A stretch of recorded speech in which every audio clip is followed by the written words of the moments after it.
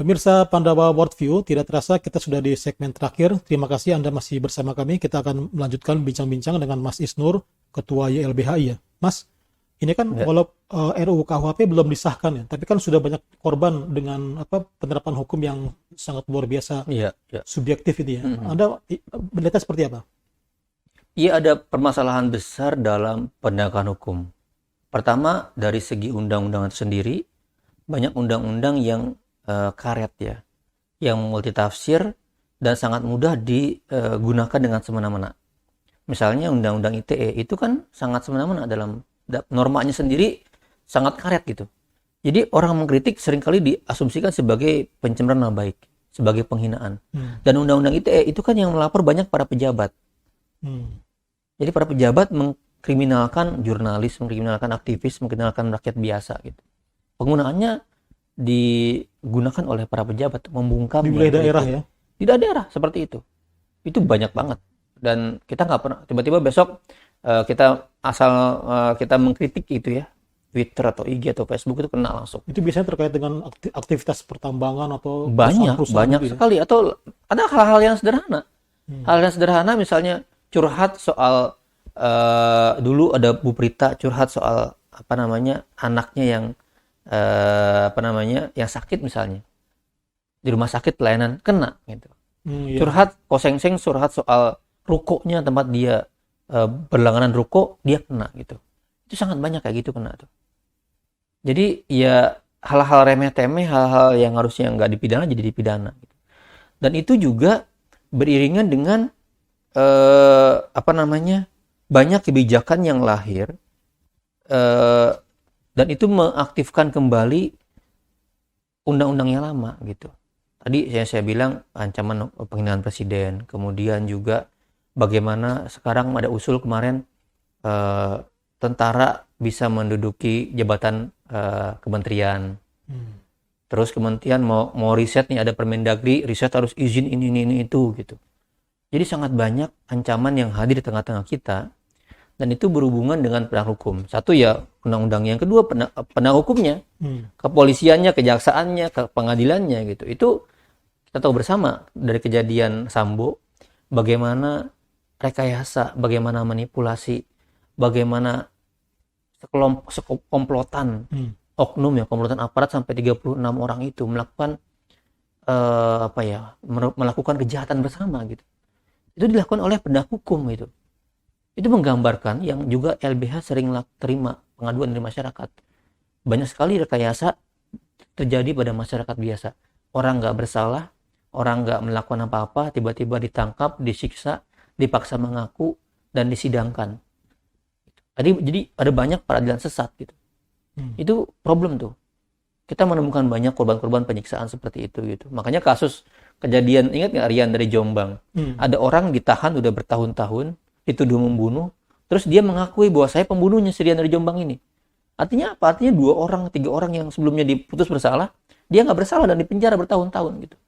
Dan tidak ada rehabilitasi Dan atau ya gimana? itu kejadiannya seperti apa kok bisa seperti itu? Artinya apa? Penegak hukum tidak hati-hati, serampangan, bahkan melakukan rekayasa dalam penegakan hukumnya gitu. Yang keempat, masyarakatnya. Masyarakat ini budayanya kan budaya karena banyak orang nggak percaya sama hukum. Akhirnya apa? Kalau ada tanda kutip ya tersangka pencuri, main gebugin, bakar.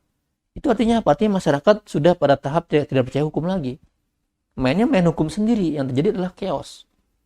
Terjadi adalah hukum rimba di lapangan gitu. Ini tentu sangat disayangkan ya, karena kita pilih presiden 5 tahun sekali melalui proses demokrasi, tapi Persis, ini persis. menjadi ancaman terhadap demokrasi itu sendiri ya.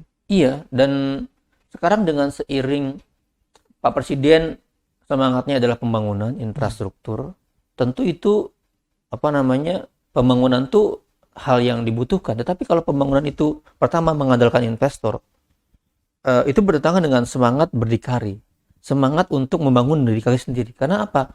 Investor datang itu kan dengan banyak tuntutan. Hmm. Membangun kereta cepat, Cina misalnya, dengan Potensi. hutang piutang gitu. Akhirnya apa? APBN kena, terserap. Tapi yang kedua, ketika pembangunan dipaksakan dan mengambil, merampas lahan-lahan rakyat, merusak lingkungan hidup, akhirnya apa? Pembangunan untuk siapa sih gitu?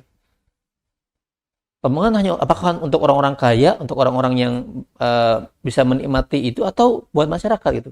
Kalau masyarakat misalnya teman-teman di Wadas gitu ya, mereka karena mau dibangun bendungan, ditambang wilayah kampung mereka dan akan rusak karena ditambang batu-batunya. Dan mereka ke depan tidak punya pengharapan karena apa? Lingkungan hidupnya rusak, tanamannya akan pergi dan lain-lain. Nah, ini perampasan lahan, Mas. Perusakan lingkungan itu terjadi di mana-mana. Di Pulau Sangihe misalnya di ujung utara Dan sana. hukum tidak berdaya ya. Hukum tidak berdaya. Karena apa? Karena ketika mau membangun, ketika mau menggusur, mereka menggunakan aparat. Jadi aparat di depan, aparat dipakai untuk mengancam rakyat, mengkriminalkan rakyat yang melawan, yang mengkritik itu. Itu Seandainya seperti itu RUU jadi. ini tetap disahkan, apa yang Nah, akan dilakukan? ya potensinya Iya. semakin besar. Masyarakat dipidanakan. Potensinya masyarakat semakin mudah dikenakan ancaman pidana seperti ini.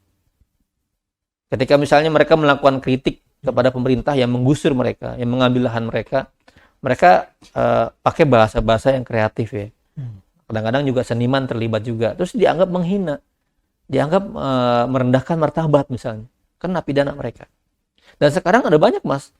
Misalnya di kasus Budi Pego di Banyuwangi, itu sama sekali nggak ada mereka melakukan tindakan hal nempel gambar Palu Arit, tiba-tiba ada kena jadi pidana. Di Indramayu misalnya ada kelompok masyarakat yang menolak pembangunan PLTU gitu, terus tiba-tiba ada pengibaran bendera gitu. Pengibaran benderanya ini kecelakaan gitu. Saat waktu pemasangan mereka kan cinta bendera, salah terbalik, mereka dipidana pakai itu. Di Kudingareng misalnya di Makassar, ada nelayan yang menolak penambangan pasir di tengah laut karena laut jadi rusak gitu ya. Mereka dikasih lah amplop sama perusahaan, mereka nggak terima, amplopnya disobek. Di dalamnya ada uangnya, di dalamnya ada uangnya rupanya. Nah, gara-gara itu mereka dituduh menyobek atau merusak uang, dipidana pakai itu coba. Jadi semuanya selalu berakhir dengan penjara gitu. Akhirnya Baru hukum akan senang gitu ya. Akhirnya sepertinya hukum menjadi alat buat membungkam masyarakat gitu. Itu yang masyarakat rasakan sekarang ya. Demikian. Dan sekarang kita bisa melihat lah bagaimana pelajaran kasusnya Sambo ini ya.